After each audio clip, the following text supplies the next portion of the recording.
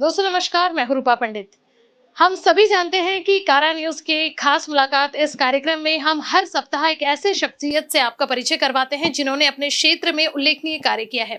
आज हमारे साथ दक्षिण नागपुर के लोकप्रिय विधायक मोहन भाऊ मते उपस्थित हैं। मोहन भाऊ से पूछेंगे कि अब तक दक्षिण नागपुर में बहुत सारे विकासात्मक कार्य हुए हैं, चाहे वो सामाजिक हो, धार्मिक हो, और उन सभी में उनका बढ़ चढ़ कर योगदान रहा है। आने वाले विधानसभा इलेक्शन में किस तरह की रूपरेखा रहेगी, किस तरह की नागरिकों की समस्याएं जो है किस तरह से सॉल्व होगी। मोहन सर, सबसे पहले तो आपका बहुत बहुत स्वागत है। धन्यवाद धन्यवाद धन्यवाद। मोहन भाई, ये बताइए कि अभी का जो हम अगर सिर्फ दक्षिण नागपुर की बात करें तो आपके कार्यकाल में दक्षिण नागपुर में बहुत सारे विकासात्मक कार्य हुए हैं और अभी भी हो रहे हैं। क्या लगता है जिस तरह से लोग जो हैं अभी एलिगेशंस उठा रहे हैं कि सिर्फ बोला जा रहा है कि दक्षिण नागपुर का विकास हुआ है, कुछ कुछ एरिया का अभी भी बहुत कुछ करना बचा है।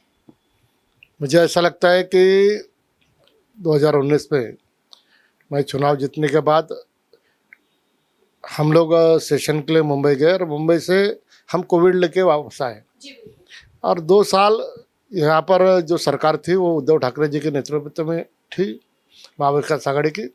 और 2-2.5 साल लोगों ने, महाराष्ट्र की जनता ने 2-2.5 साल में कोई काम देखा ही नहीं। और जब युति का सरकार आई एकनाथराव शिंदे के नेतृत्व में, माननीय देवेंद्र जी डिप्टी सीएम बने और उसके बाद सही मायने में जो विकास की गंगा है महाराष्ट्र में नहीं, नागपुर में नहीं तो समझिए महाराष्ट्र में, यानी चांदा से लेके बांदा तक जहाँ जहाँ विकास चाहिए था वह प्रामाणिकता से करने का प्रयास हमारे सभी विधायकों ने, हमारे मंत्रियों ने और युति सरकार ने बड़े प्रमाण में किया। आप सभी जानते हैं कि नागपुर के विकास के लिए मेरे मतदार संघ में मेडिकल आता है। मेडिकल में 500 करोड़ के काम बड़े पैमाने में चल रहे हैं, अच्छे पैमाने में। मेरे यहाँ 2 ब्रिजेस आए। एक ब्रिज तो ऐसा है कि जो अशोक चौक से लेकर दिघोरी तक, यानी पैसे के बारे में कभी कभी नहीं रही। और जितने काम हमको लगते थे कि होना चाहिए तो वो हमने ईमानदारी से करने का प्रयास भी किया। मुझे ऐसा लगता है जिस पार्टी ने जीवन में कोई काम ही नहीं किया तो वो लोग ये चर्चा करते रहेंगे, क्योंकि हम विकास के नाम से प्रामाणिक है, विकास के लिए प्रामाणिक है और प्रामाणिकता से बड़े पैमाने में काम कर रहे हैं। अभी मेरे मतदार संघ में प्रभाग क्रमांक 28, 29 और 34 ये वंचित प्रभाग थे, जहाँ लोग रोड पे साइकिल रख के अपने घर पे जाते थे बारिश के समय। ऐसी अवस्था थी। आज आप जाओगे, मेजर कनेक्टिविटी जो रोड थे वो सब सीमेंट रोड बन गए, अंदर के लोग डामरीकरण के हो गए। और जहाँ तक मुझे ऐसा लगता है कि वो ये साल के बाद वो अब आउटर भाग जो है ऐसा लगेगा कि इनर भाग में मिक्स हो गया। और ऐसे काम करने के बाद अगर कोई विरोधी बोलता होगा कि इन्होंने कुछ नहीं कहता, हम उसके बात से सहमत है, क्योंकि वो वही भाषा बोलेगा जो उसको बोलना चाहिए थे। सर, बहुत सारे चेंजेस होते हैं लाइफ में जब एक व्यक्ति जो है आम से खास बन जाता है, लेकिन आप में एक क्वालिटी है जो हम नागरिकों ने देखा है कि आप इतने बड़े एमएलए खास बनने के बावजूद आज भी आपकी बैठक आम लोगों के साथ होती है, आप आम नागरिकों की समस्या सुलझाते हैं। कैसा महसूस करते हैं? मुझे ऐसा लगता है कि मैं उसके पहले भी 99 में विधायक था और उसके बाद थोड़े कुछ कारण से मैं थोड़ा बाहर रहा, लेकिन 2019 में फिर से विधायक बना। मुझे ऐसा लगता है कि मेरे दोस्त, जितने दोस्त हैं या मेरे को जितने चाहने वाले, जितने पहचानने वाले, उनको कभी लगाना मैं एमएलए हूँ, क्योंकि मेरा व्यवहार नहीं, मेरे में कोई अहंकार आया ऐसा विषय नहीं। मुझे ऐसा लगता है कि जो जनता के लिए अपन चुने गए हैं उस जनता का प्रामाणिकता से काम करना ये अपना प्राधान्य है और मैं उसी से काम करता हूँ। मेरे जितने भी पुराने दोस्त हो गए या नए दोस्त हैं उनको कभी लगाया नहीं किया एमएलए करके। ये मैं खुद अपने मुँह से अपनी बड़ाई नहीं कर रहा। आप जहाँ भी जाऊँगा तो लोग यही बोलेंगे कि ये मेरा दोस्त है, मेरा क्लासमेट है, मेरा फ्रेंड्स है, तो कोई यही ना बोलेगा ये एमएलए करके। और एक विधायक के लिए बहुत बड़ी बात होती है कि जनता के बीच में रहकर काम करता है, तभी उनको प्रॉपर समस्याएं उनकी। मैं जमीन पर रहूंगा तो लोग मेरे साथ रहेंगे ना, मैं जमीन पे नहीं रहूंगा तो लोग कौन मेरे साथ रहेगा। सर, हमने सुना है कि अभी एक बहुत बड़ा ड्रीम प्रोजेक्ट जो है आपका सक्करधरा तालाब को लेकर चल रहा है, तो किस तरह का वो प्रोजेक्ट रहने वाला है? एक्चुअली ऐसा है कि सक्करधरा तालाब के बाजू में जो जगह है एनआईटी की, वहाँ पे टेंडर भी हो गया, वर्क ऑर्डर भी हो गया और आने वाले दिनों में वो काम भी चालू होने वाला है। मुझे ऐसा लगता है कि हमारे यहाँ पे एनआईटी के माध्यम से जो अविकसित लेआउट है, गुंडेवारी ने अक्खे शहर का सत्यानाश कर दिया। बिल्कुल बिल्कुल। और जिनके जिनके लेआउट्स थे उन्होंने रिवाइज प्लान डाल के जो प्यूल एंटी जो खेलने के ग्राउंड थे वो सब पे प्लॉट डाल के उन्होंने शहर का नक्शा ही बदल दिया। तो मुझे ऐसा लगता है कि आज वहाँ पे खेलने के लिए बच्चों को कुछ नहीं, बुजुर्गों के लिए घूमने के लिए ऐसी जगह नहीं है। तो मैंने एक इंडोर स्टेडियम, ये एक सकराजा तालाब को लग के छत्रपति संभाजी महाराज के नाम से, वो और उसमें जो इंडोर जितने गेम है जैसा बॉक्सिंग है, कबड्डी है, कुश्ती है, टेबल टेनिस है, बैडमिंटन है, ऐसे सब गेम उसमें रहने वाले हैं, जो कि दक्षिण नागपुर के युवा, दक्षिण नागपुर के बच्चे वो स्टेडियम में जाके वो खेलेंगे। तो जितने इंडोर गेम है तो वहाँ वो खेल पाएंगे। हमारे पास ज़मीन ही नहीं, तो हम दक्षिण नागपुर में विशेषता बड़े बड़े ग्राउंड ही बचे नहीं है। एक रेशिम बाग है, वो भी 3 संस्था को दिया है, और यहाँ पे आए गए दिन मेले ये वो वही चालू रहता।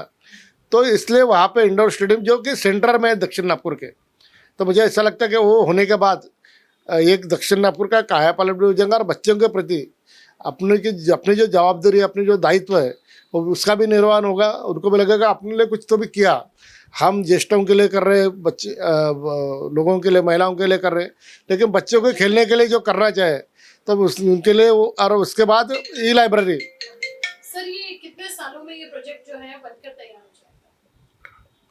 उसको शायद 2-3 साल में हो जाएगा कंप्लीट। 2-3 साल में खत्म हो जाएगा। सेकंड चीज सर की एक बहुत बड़ी बात है कि ये शायद हमारे नागपुर के आप ही के तरफ ही ये देखते हैं कि आप युवा पीढ़ी को प्रोत्साहन देने के लिए बहुत सारे सोशल वर्क से रिलेटेड काम करते हैं। अभी हाल ही में अगर मैं बात करूं तो आपके थ्रू जो है बहुत सारे जन जागृति कार्य किए गए, स्वास्थ्य शिविर लिए गए, कैंप के माध्यम से निःशुल्क जो स्वास्थ्य सेवाएं हैं वो भी आपकी तरफ से दिए गए, और अभी हाल ही में रायगढ़ मुहिम का भी आगाज हुआ। तो कैसा लगता है सर ये सोशल वर्क करने के लिए? देखो ऐसा है कि मैं जिस जमीन से निकला हूँ, मैंने जीवन में एक ही काम देखा है, छत्रपति शिवाजी महाराज। और छत्रपति शिवाजी महाराज के लिए जीने वाले और मरने वाले महाराष्ट्र में तमाम लोग हैं। मुझे ऐसा लगता है कि छत्रपति शिवाजी महाराज का जो इतिहास है वो इतिहास बच्चों तक पहुँचे, उनको समझे, उनका जो आचार विचार, जो अष्टपहलु नेतृत्व, अष्टपहलु व्यक्तिमत्व को जिसको कहा जाता है वो छत्रपति शिवाजी महाराज ही है। और इस छत्रपति शिवाजी महाराज के समझ जो अवस्था थी, हमारे माँ बहनों को उनके आदमी के सामने लांछित लांछित होते थे, उनकी बेइज्जती होती थी, और इस समय जिजाऊ ने शपथ लेके शिवाजी महाराज को घड़ा और उसके बाद उन्होंने हिंदवी स्वराज्य की स्थापना की। मुझे ऐसा लगता है उन्होंने जो किया वो बच्चों के दिमाग में चले और वो उससे प्रेरित होकर समाज के प्रति, देश के प्रति अपना भी कुछ दायित्व भावना उनकी बनी रहे। इस भावना से हम आए गए दिन जो भी इनिशिएटिव लेते रहते हैं तो ऐसे कामों के लेते रहते हैं। कहते हैं कि अक्सर लोग समाज सेवा की भावना लेकर राजनीति में आते हैं, तो राजनीति में आने का उद्देश्य आपका क्या था? मैंने कभी जीवन में भी नहीं सोचा था मैं राजनीति में आऊँगा। बाय एक्सीडेंट आ गया, अभी आ गया तो उसका निर्वहन कर रहा हूँ। तो समाज को लेके चलना और उनका जिनकी जो सुख दुख है उनमें अपना सहभागी होना, ये अपनी भावना है। और सर हम दक्षिण नागपुर की जनता की तरफ से आपको कहना चाहेंगे कि जिस तरह से आप लगातार ये कैंप ले रहे हैं वो भी निःशुल्क, आज के टाइम में अगर कोई भी छोटा इंसान भी मध्यम वर्गीय हॉस्पिटल जाता है तो उसका इतना लंबा बिल निकलता है कि वो वहीं पर परेशान हो जाता है। ऐसे में आपके थ्रू जो निःशुल्क स्वास्थ्य सेवाएं चल रही है तो वो कब तक कंटिन्यू रखेंगे आप? तो मेरे जीवन तक के अंत तक कंटिन्यू रखूँगा। दूसरा विषय ऐसा है कि लोगों का गवर्नमेंट कॉलेज पे विश्वास ही नहीं रहा। विश्वास इसलिए नहीं रहा कि वहाँ से जो रेसिडेंट्स है, जो छोटे छोटे डॉक्टर्स है, वो जो पेशेंट आते हैं उनकी उम्र का तकाजा देखते हुए उनसे एक ही शब्दों का प्रयोग करना, और उसका कारण क्या है, लोगों को ऐसा लगता है कि ये अपने को मारने वाले हैं कि अपने को बचाने वाले हैं, और इस वक्त उनका विश्वास थोड़ा ढल गया। लेकिन आज के इसमें हमारे यहाँ नागपुर में मैं जहाँ जिस कॉन्स्टिट्यूंसी में हूँ, यहाँ के डीन भी अच्छे हैं और प्रॉपर वहाँ के डॉक्टर भी अच्छे काम कर रहे हैं। और आने वाले दिनों में लोगों का अगर विश्वास बना रहा है, क्योंकि जो ट्रीटमेंट तुम प्राइवेट में लेते हो वही ट्रीटमेंट गवर्नमेंट में आपको देती है, तो विश्वास जब तक हम प्राप्त नहीं करेंगे, संपादन नहीं करेंगे, तब तक लोगों का विश्वास मेडिकल पे बढ़ेगा नहीं। मुझे ऐसा लगता है बाहर के डॉक्टर का जो अनुभव है, आपने कोविड में सब देखा है, पहले पैसे जमा करो फिर बाद में एडमिट हो। तो इस प्रकार की जो वृत्ति डॉक्टरों की रही उसको कहीं ना कहीं अपने को छेद देना है। तो अपने को भी विश्वास गवर्नमेंट मेडिकल कॉलेज उस पर करना पड़ेगा, तो शासकीय जो चल रही योजना है उस पर करना पड़ेगा, ताकि आज गवर्नमेंट जो एफिलेटेड जो कॉलेजेस है वहाँ पे लोग बाईपास का ऑपरेशन कर रहे हैं, एंजियोप्लास्टी कर रहे हैं, एंजियोग्राफी कर रहे हैं, कैंसर का कर रहे हैं। लेकिन मुझे ऐसा लगता है ये सुविधा अगर आपको मेडिकल कॉलेज में, गवर्नमेंट कॉलेज में मिलती है तो निश्चित ही वो लेना चाहिए। और जब तक तो आप ये करोगे नहीं तब तक ये बाकी की दुकान ये बंद होगी नहीं। सर, मेरा आखिरी सवाल कि अभी विधानसभा इलेक्शन को लेकर जिस तरह से दक्षिण नागपुर में माहौल गर्म है और हर दिन नए नए चेहरे जो है सामने आ रहे हैं, नए नए लोगों के नाम आ रहे हैं, तो ऐसे में क्या लगता है आपके साथ कंपटीशन जो है वो तगड़ा होगा या फिर आप जो वर्क कर रहे हैं आपका वर्क जो है कंटिन्यू रहेगा? दीदी ऐसा है कि मैं भी नहीं सोच सकता कि आने वाले टिकट मेरे को मिलने वाला है। अलग अलग पक्ष के लोग, अलग अलग विचारों के लोग अपने अपने प्रयास करते रहेंगे, लेकिन हम कोई आपस में दुश्मन तो नहीं।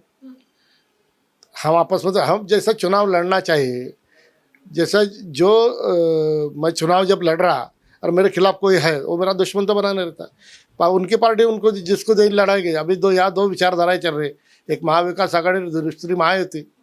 महायुति किसको टिकट देती और महाविकास आघाड़ी किसको टिकट देती।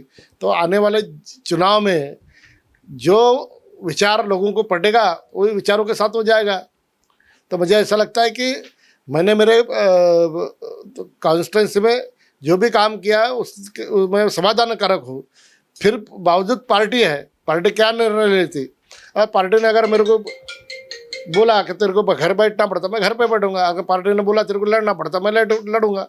लेकिन इसमें एक कैलकुलेशन जो निकलता है कि आपको भले ही टिकट मिले या ना मिले, लेकिन आपका जो समाज सेवा का कार्य है वो आखिरी दम तक वो चलता जीवन तक, वो मैं मरे तक। देखो मेरे आगे पीछे कोई है नहीं, और मुझे यही करना है कि समाज के प्रति जो भी करना है वो करना है। क्या बात है। मतलब पार्टी टिकट दे या ना दे, लेकिन जिस तरह से समाज सेवा का निर्णय लेके सर जो आगे बढ़े हैं, जो कहते हैं कि कई लोग राजनीति में सिर्फ सोशल वर्क की भावना लेकर आते हैं, लेकिन इन्हें जो राजनीति है वो विरासत में मिली, जैसा कि इन्होंने पहले कभी सोचा भी नहीं होगा कॉलेज लाइफ में कि वो कभी आएंगे। लेकिन कई बार ऐसा होता है कि मन परिवर्तन होता है, लोगों की समस्याएं जो हैं हमसे देखी नहीं जाती, और कहते हैं कि पावर भी चाहिए। जब तक आपके पास पावर नहीं रहेगा आप कोई वर्क नहीं कर सकते। तो ये सारी चीज़ें जो लेकर हैं मोहन भाऊ आगे बढ़े हैं, हम भी चाहते हैं कि उनकी जो ये कोशिश है, उनका जो ये कार्य है वो निरंतर ऐसे ही आगे बढ़े।